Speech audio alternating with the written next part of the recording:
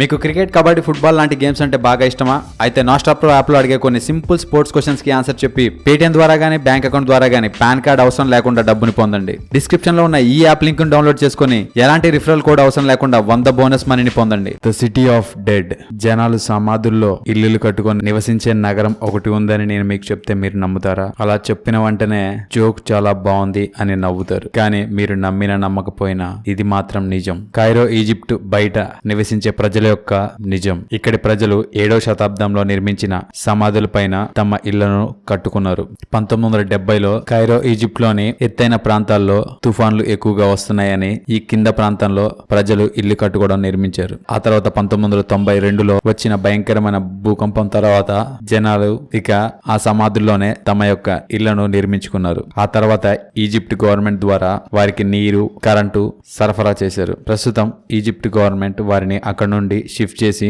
కొత్త ఇళ్లకు పంపించే ఆలోచనలో ఉంది. కానీ ఆలోచించాల్సిన విషయం ఏంటంటే ఆ ఊర్లో రాత్రిపూట ఎటు చూసిన సమాధులు ఉండడం వల్ల వారికి భయమేయకుండా ఎలా ఉంటున్నారో అన్నదే ఆలోచించాల్సిన విషయం. Number 2, Gulan refugee camp. ఈ ప్రాంతం యొక్క మరొక పేరు ఏంటంటే మైన్ ఫీల్డ్. అంటే ఈ ప్రాంతంలో అడుగడుగున ల్యాండ్ మైన్లు ఉంటాయి. ఎవరు ఇష్టపూర్వకంగా రెఫ్యూజీ క్యాంప్ లో ఉండాలని కోరుకోరు. కానీ దురదృష్టవశాత్తు మనం ఏదైనా రెఫ్యూజీ క్యాంప్ ని చూస్ చేసుకోవాలంటే ఖచ్చితంగా ఈ గులానా రెఫ్యూజీ క్యాంప్ ను మాత్రం చూస్ చేసుకోకూడదు. ఎందుకంటే ఈ ఖాళీగా ఉన్న ప్రాంతంలో 2016 తర్వాత ఆఫ్ఘనిస్తాన్ లో క్రూరమైన యుద్ధం జరిగింది. ఆఫ్ఘనిస్తాన్ లోని శరణార్థులను ఆ రెఫ్యూజీ క్యాంపులకు తరలించారు. కానీ 1960లో ముజాహిద్దీన్ మరియు సోవియట్ ఆర్మ్డ్ ఫోర్సెస్ కి మధ్యన జరిగిన యుద్ధంలో వాడుకున్న యుద్ధ భూమి అని వారికప్పుడు తెలియదు. ఆ ప్రాంతంలో ఇప్పటికీ కూడా అడుగడుగున ఎక్కడ చూసినా యాంటీ ట్యాంక్ మరియు యాంటీ పర్సనల్ మైన్స్ ఉన్నాయి. అది కూడా కొన్ని వేల సంఖ్యలో. ప్రస్తుతం ఆ రెఫ్యూజీ క్యాంపుల్లో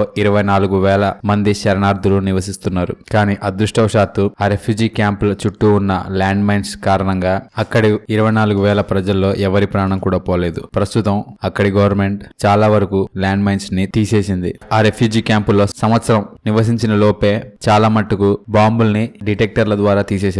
ఇప్పటి వరకు దాదాపు 1000 ల్యాండ్ మైన్స్ వరకు ఆ ప్రదేశం నుండి బయటికి తీశారు. ఇప్పటికీ కూడా ఇంకా ఆ ల్యాండ్ మైన్స్ తీసే పనులు జరుగుతూ ఉన్నాయి. నెంబర్ 3, ముషారు స్నేక్ విలేజ్. ఈ ముషారు స్నేక్ విలేజ్ మన భారతదేశంలోని వెస్ట్ బెంగాల్ రాష్ట్రంలో ఉంది. భయం రకరకాలుగా ఉంటుంది. కొంతమందికి దెయ్యాలంటే భయం, కొంతమందికి చీకటి అంటే భయం, కొంతమందికి ఎత్తైన ప్రదేశాలంటే భయం, కొంతమందికి అయితే పాములంటే భయం. పాముల వల్ల వచ్చే భయాన్ని వైజ్ఞానిక భాషలో ఒఫిడియోఫోబియా అని అంటారు. ఒకవేళ మీకు కూడా ఈ ఒఫిడియోఫోబియా ఉంటే ఈ ఊరికి మాత్రం వెళ్ళకండి. ఎందుకంటే ఆ ఊర్లో పాముల్లో ఉన్న ప్రతి విషపూరితమైన జాతి పాము అక్కడ ఉంటుంది. అది కూడా పాములు మనుషులతో పాటు ఇళ్లలో నివసిస్తాయి. ఆ గ్రామంలోని ప్రజలు పాముల్ని జంకేశ్వరి మాత రూపంగా భావిస్తారు. అందుకే వారు ఆ పాములు వారిని కరవు అని నమ్ముతారు. ఒకవేళ కాటేసినా గానీ ఒక వ్రతం ద్వారా లేదా మట్టి తినడం ద్వారా ఆ విషం పోతుందని వారు నమ్ముతారు. చూసారు కదా, ప్రపంచంలోనే అతి భయంకరమైన ప్రదేశాల గురించి మీకు తెలియని కొన్ని ఆసక్తికరమైన విషయాలు ఈ వీడియో కనుక మీకు నచ్చట్లయితే లైక్ చేయండి, షేర్ చేయండి. ఇలాంటి మరికొన్ని ఆసక్తికరమైన విషయాల గురించి తెలుసుకోవాలనుకుంటే టీటాక్ ఛానల్ ని సబ్స్క్రైబ్ చేయడం మాత్రం మర్చిపోకండి. Thank you for watching.